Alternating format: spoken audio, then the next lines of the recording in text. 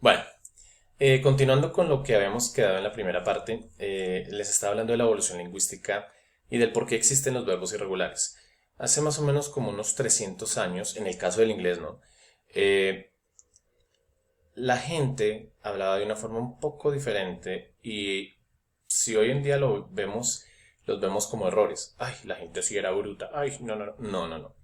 No, no eran brutos ni nada de eso, simplemente que la época dio ese tipo de evolución lingüística y entonces hay verbos que desaparecen, verbos que aparecen, o sea, todo va de acuerdo a la época. En español pasa exactamente lo mismo.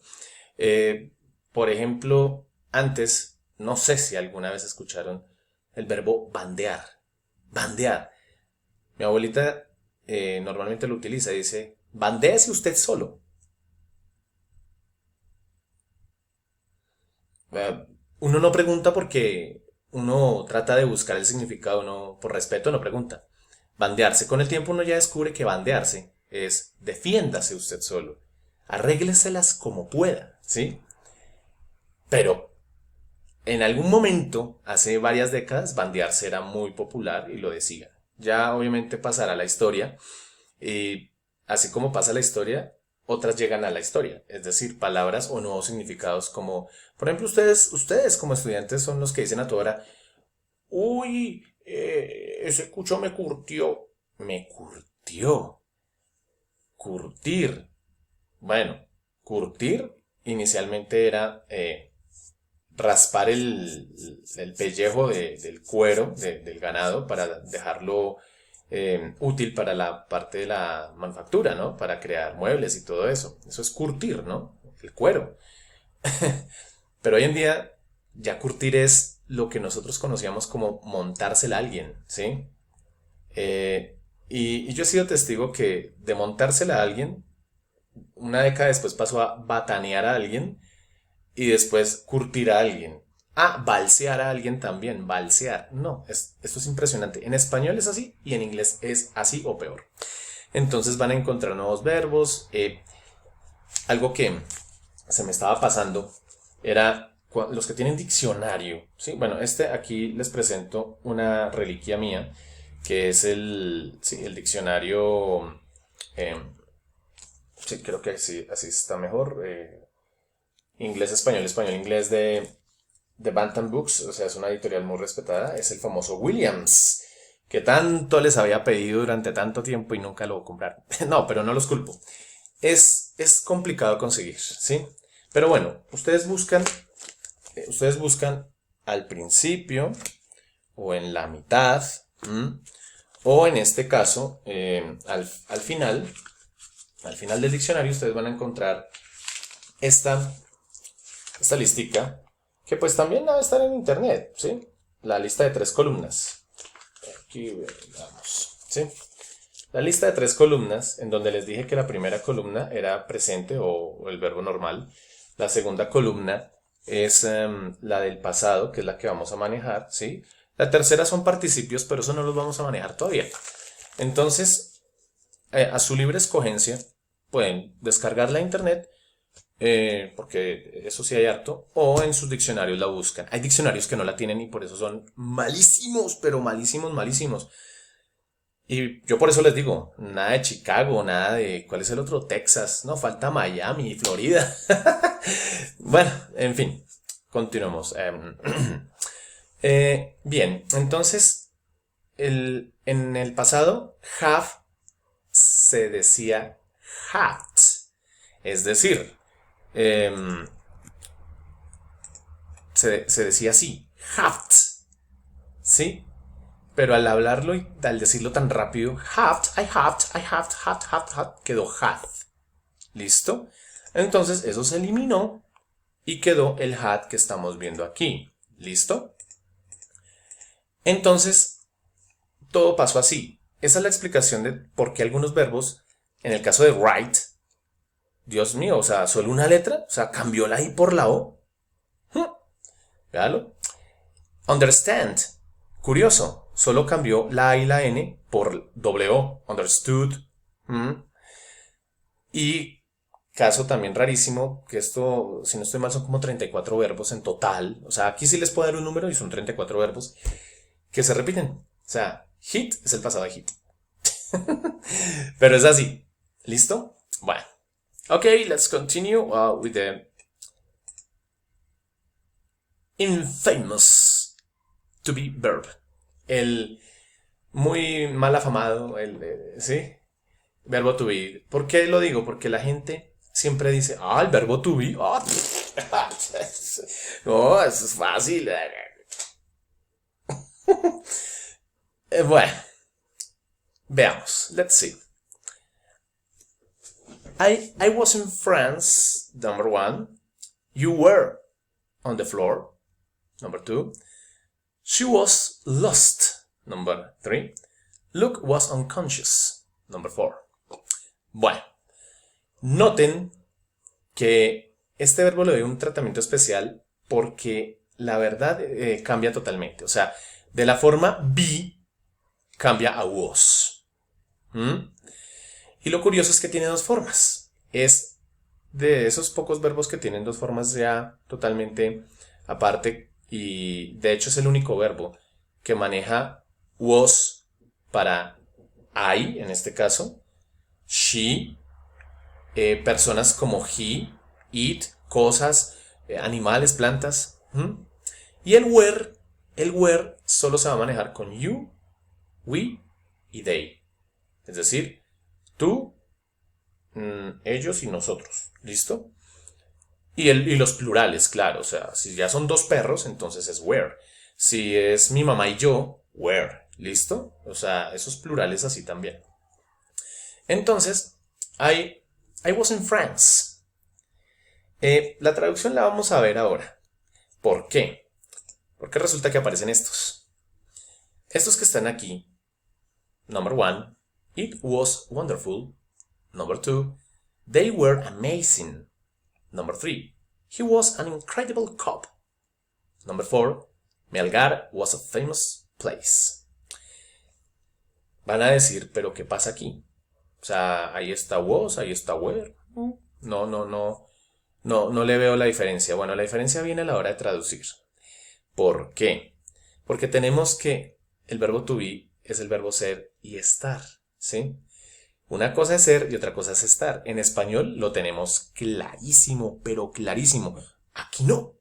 Aquí no. Entonces, los ejemplos en azul aluden a lo que son lugares y estados, ¿sí? Es decir, estar. I was in France. Yo estuve en Francia. También yo estaba, ¿no? Pero ya lo habíamos aclarado. You were on the floor. Tú estuviste sobre el piso. She was lost. She was lost. Ella estuvo perdida. Luke was unconscious. Luke estuvo inconsciente. Noten que ese was se pronuncia como si fuera una was. ¿Listo? No was. She was. No was. No. Was. El were sí no tiene ningún problema. ¿Listo? Ahora, los ejemplos que están marcados en rojo los puse así porque ya aluden a más a lo que es ser. ¿Sí? O sea, lo azul era para estar. Lo rojo lo pongo para ser. Por ejemplo, it was wonderful. Fue, porque este it aquí no se traduce, fue maravilloso. It was wonderful. Fue maravilloso. They were amazing. Ellos fueron asombrosos. Hay gente que puede decir, ay, ellos estuvieron asombrosos también. Sí, digamos que la traducción funciona ahí, pero no siempre. Number 3. He was an incredible cop.